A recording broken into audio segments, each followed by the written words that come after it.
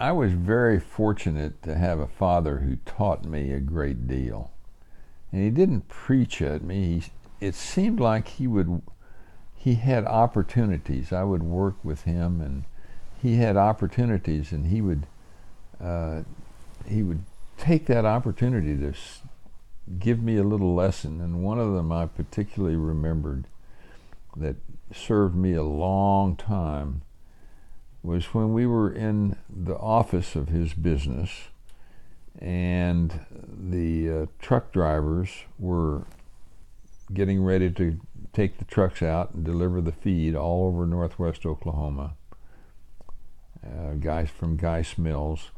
And one of the truck drivers had a hemifacial spasm. Now, there's a muscle in the neck called the platysma muscle.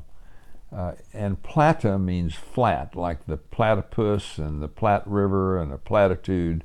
It's a flat muscle that is just under the skin, and this thing would go into spasm, and the side of his face would be kind of distorted.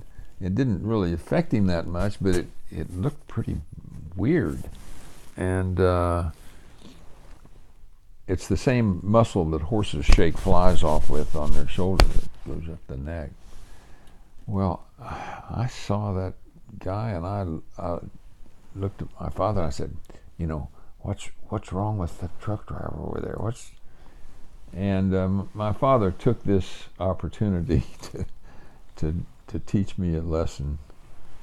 And he said, son, there are diseases out there you can catch that they don't even have names for yet. Now, I was 14 years old, and I had kind of heard a few of those diseases mentioned. I wasn't really old enough to be afraid of them or anything like that.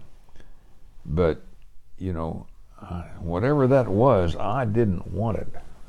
And you can catch, I kind of knew how you could probably catch that disease.